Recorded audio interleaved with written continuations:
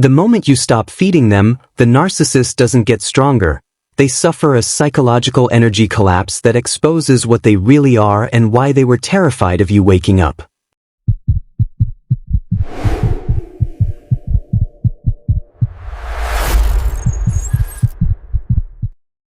You are not dealing with a normal human being. You are dealing with a closed-loop system of energetic consumption that mimics life but lacks the internal engine to sustain it. To understand why they shatter when they cannot break you, you must first accept the terrifying reality of what they are. A psychological parasite that feeds on the frequency of your emotions. For years, you have been the battery in a machine designed to suppress their shame and inflate their false self. This is not a relationship. It is a predation cycle. The narcissist targets you not because you are weak, but because you are a high-voltage generator of empathy, resilience, and light, resources they are biologically and psychologically incapable of producing themselves. You have been trapped in a shared fantasy, a delusional construct where they are the god and you are the worshipper, required to sacrifice your reality to uphold their fragile fiction. The dynamic is rooted in supply. Narcissistic supply is not just attention. It is the regulation of their internal state through your external reactions. Every time you explain yourself, cry, rage, or defend your character, you are feeding them. You are lowering your vibration to match their frequency of chaos and shame. This, vibrational matching, is the glue of the trauma bond. They bait you into dysregulation because when you are destabilized, you are accessible. When you are operating from a place of fear or guilt, you are vibrating at the only frequency they can metabolize. They need you to be the bad object, or the savior, because they cannot tolerate the emptiness of being alone with their own, true self, which is a construct of worthlessness and self-loathing. This mechanism relies on the entanglement of your psyche with theirs. They infiltrate your consciousness, binding your nervous system to theirs through cycles of intermittent reinforcement. They create a chemical addiction in your brain, a cocktail of stress and relief that keeps you hyper-focused on their needs while you slowly wither away. They are not just breaking your heart, they are breaking your spirit to use your body as a container for their negative emotions. They project their shadow onto you so they don't have to carry it. You become the vessel for their envy, their rage, and their incompetence. But the system has a fatal flaw. It is entirely dependent on your cooperation.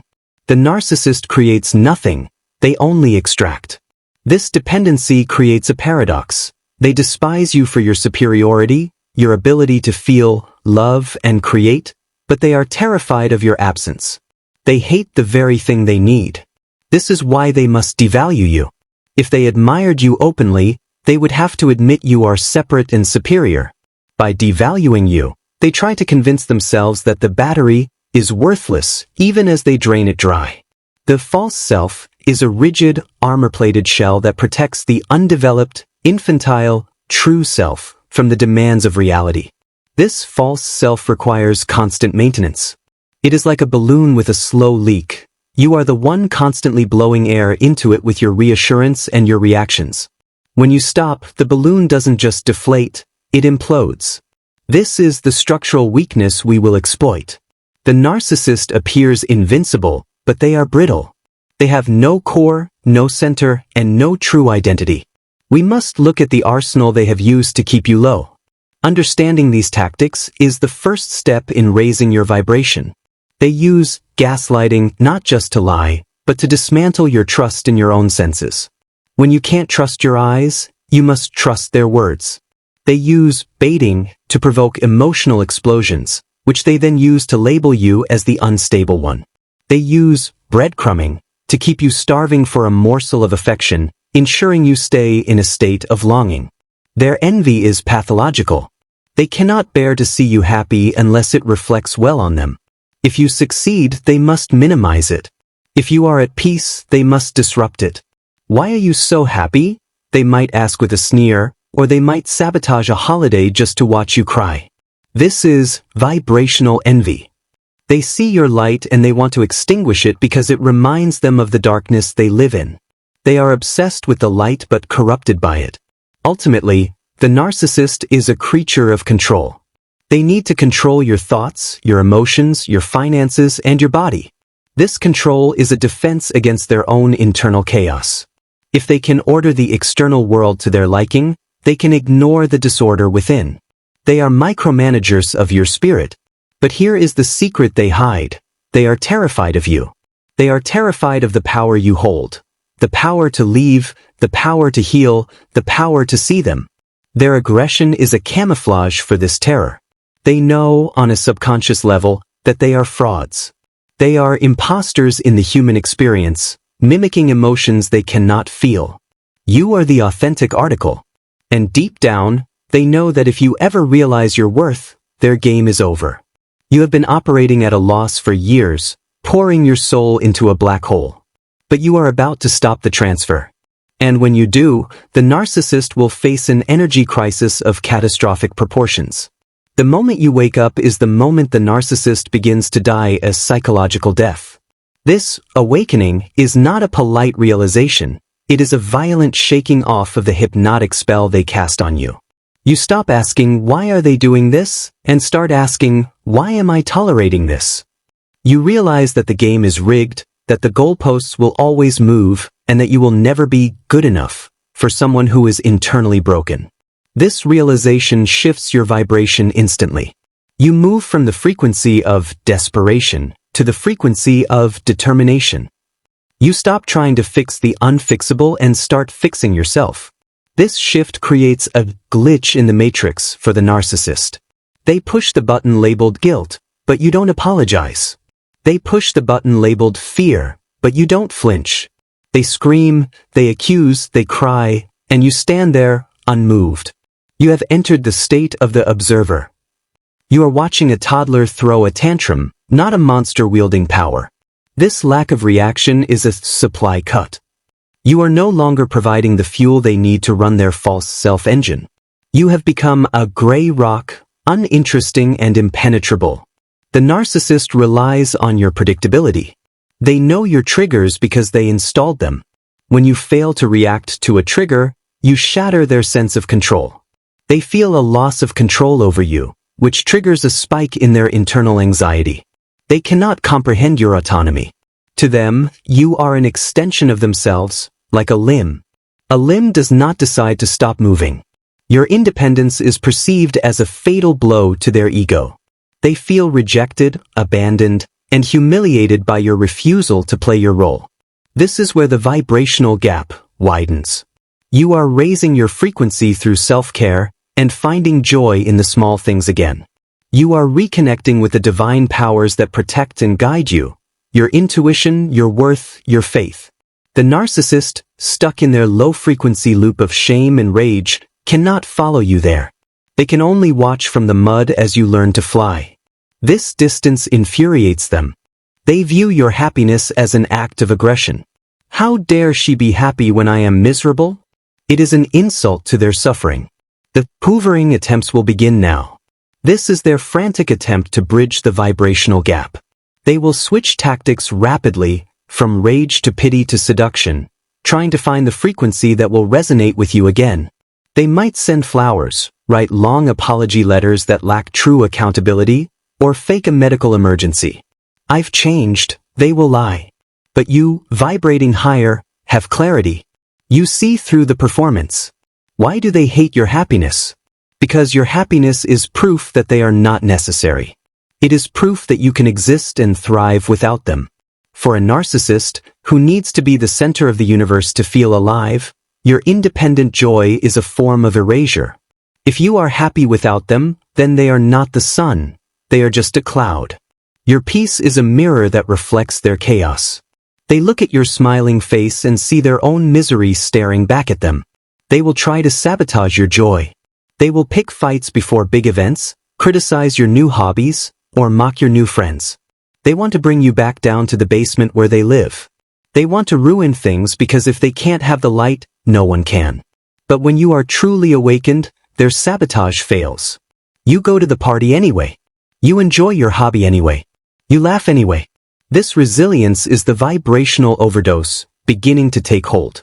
They are throwing darkness at you, and you are transforming it into light. The narcissist is a rigid system that cannot adapt. Your growth is fluid and dynamic. You are evolving. They are stagnant. This contrast highlights their obsolescence. You are moving forward in time. They are stuck in a loop of the past, replaying the same traumas and the same scripts. The discard might happen here, but it is often a preemptive discard. They see that you are slipping away, so they dump you first to regain a sense of control. They want to fire you before you can quit. But even this is a hollow victory for them. They know deep down that they lost you. They didn't win. They just ran away from the fight because they were outmatched by your spirit. And now, the withdrawal symptoms are setting in. When a parasite loses its host, it doesn't just leave quietly, it fights for survival. The narcissist's reaction to your rising vibration is the extinction burst, a frantic, high-intensity escalation of negative behavior designed to force a reaction. They are like a rat in a lab pressing the lever 1,000 times a minute when the food stops coming. They will try everything: rage, tears, threats, stalking, and love bombing, all within the span of 24 hours. They are desperate for a match. They need you to get angry. They need you to scream. Because if you scream, you are back in the mud with them. The smear campaign goes nuclear. They will recruit enablers to harass you and spread lies. They will tell the most horrific stories about you to anyone who will listen. They project their own crimes onto you with chilling precision. They accuse you of abuse, of insanity, of theft. The goal is to shame you so deeply that you collapse and crawl back to them. But here is where your high vibration protects you. You realize that what other people think of you is none of your business. You realize that anyone who believes the narcissist without asking for your side was never truly your friend. You let the deadwood burn. You stand tall in your truth, knowing that the truth has a vibration all its own. It eventually rises to the surface. The narcissist's lies are heavy and low frequency. They cannot sustain flight forever. They will try triangulation with a new supply to induce jealousy. They will parade their perfect, new life on social media, making sure you see it. "Look how happy I am," they scream digitally. But you know the truth. You know the new supply is being love-bombed, just like you were. You know they are stepping into a trap. Instead of jealousy, you feel pity. This shift from envy to pity is a massive vibrational leap. It neutralizes their weapon completely. The surveillance serve to monitor your state. They are checking. Is she broken yet? Is he miserable? When they see you thriving, it cuts them like a knife. They might drive by your house, hack your emails, or use fake profiles. This is not love, it is ownership maintenance. They consider you their property, and they are checking the condition of their asset. But the asset has renovated itself and changed the locks. The narcissist's rage eventually turns inward. The energy they are expending to destroy you is depleting their own reserves. They start to look haggard, manic, or dark. The shark eyes appear flat, black, and soulless. They are burning out. The stress of maintaining the false self while fighting a war on multiple fronts leads to depletion. They are running on fumes. They may experience paranoia. They assume you are plotting against them because that is what they would do. They interpret your silence as a master strategy of destruction. They think you are the one orchestrating a smear campaign. They live in a haunted house of their own making, terrified of the ghosts they created. Your silence is the loudest thing in their world. This phase reveals their cowardice. Without your compliance, they are powerless. They are bullies who can only hit someone who is kneeling. When you stand up, they don't know where to punch. They flail. They make mistakes. They expose themselves. Their texts become unhinged evidence. Their public outbursts reveal their instability. You don't have to destroy them, you just have to get out of the way and let them destroy themselves. We also see the somatic breakdown of the narcissist. The body keeps the score for them too. The rage and toxicity can lead to health issues, addiction, or reckless behavior like gambling and substance abuse. They are trying to numb the pain of the vibrational overdose. They are trying to escape the reality that is closing in on them. The battle lines are drawn. You are on the high ground of integrity and peace. They are in the swamp of deceit and rage. They have thrown every spear they have, and you have caught them or let them fly past. They are defenseless now. The armor is gone. The collapse is imminent. We have arrived at the event horizon, Narcissistic mortification. This is not just embarrassment. It is a complete psychological disintegration. It occurs when the narcissist's grandiosity is undeniably punctured by reality, and they lose control over the external objects that sustain their self-image. It is a sudden sense of defeat and loss of control, accompanied by disorientation and terror.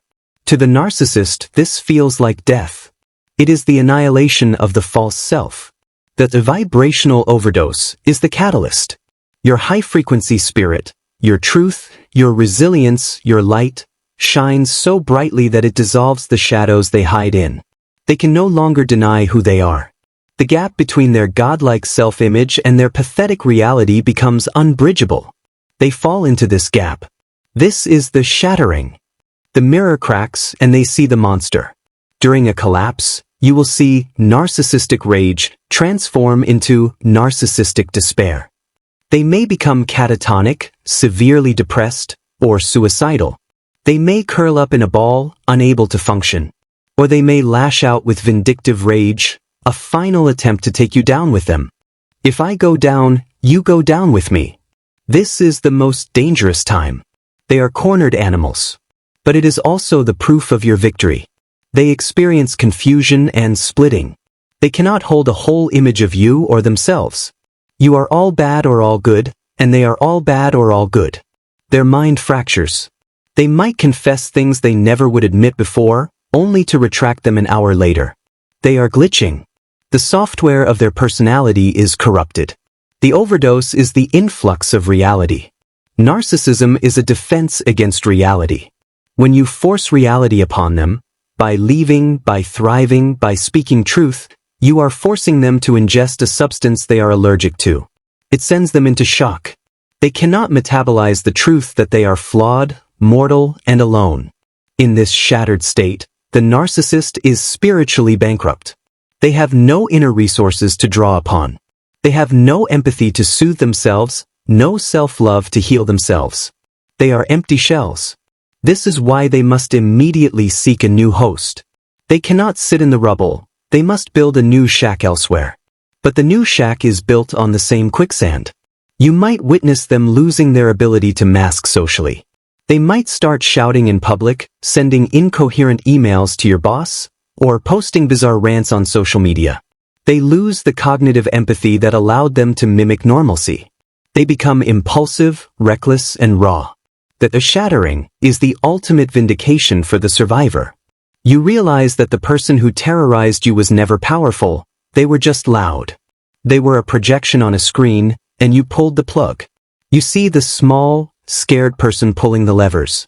The fear evaporates. You cannot fear what you pity.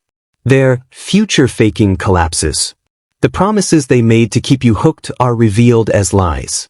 The shared fantasy dissolves. You are standing in the daylight, and they are dissolving like a vampire in the sun. This is the vibrational overdose. The light was too much for them. They needed your dimness, and you gave them the sun. The narcissist is left in the wreckage of their own ego. They have collapsed. They are mortified.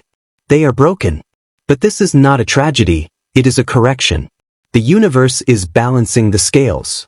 The energy they stole is being returned to the source. And you are that source. The dust settles.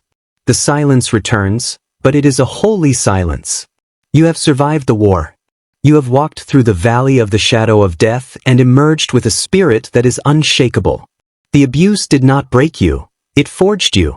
You are stronger, wiser, and more powerful than you ever were before.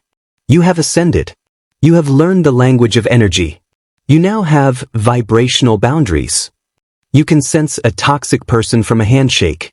You trust your gut implicitly. You no longer give the benefit of the doubt to those who show you red flags. You protect your peace with the ferocity of a lioness. Your recovery is physical and spiritual. You are healing the nervous system that was stuck in fight or flight for years. You are releasing the trauma stored in your hips, your shoulders, your jaw. You are breathing deeply again. You are reconnecting with your body, which was the first victim of the abuse. The narcissist is now a ghost in your story. They haunt their own past, but they cannot touch your future. You have reached the state of indifference. You don't hate them, you don't love them, you just don't care. They are irrelevant. This indifference is the highest vibration of all relative to the abuser. It is the frequency of freedom. You have reclaimed your reality. You define who you are. No one else holds the pen. You are rewriting the script of your life, and this time, there is no villain, only a hero. You are attracting high-frequency tribes, people who love you, support you, and celebrate you. You are done with transactions. You want connection. The ultimate revenge is not harming them, it is outgrowing them. It is living a life so full, so rich, and so beautiful that they are merely a footnote in your biography. It is the success that screams louder than any argument. The narcissist remains stuck in their loop, haunting their own stagnation. They are destined to repeat the same cycle with new faces, never learning, never growing, never loving. They are in a prison of their own design. You have given them a vibrational overdose of truth, and it shattered them. But that was their choice. They chose the lie. You chose the truth. And the truth has set you free. Stand tall, survivor. You are the cycle breaker. You are the alchemist who turned lead into gold. The darkness tried to bury you, but it didn't know you were a seed. You have bloomed. And the garden you are building is forbidden to them. This is your life now. Breathe it in. It belongs to you.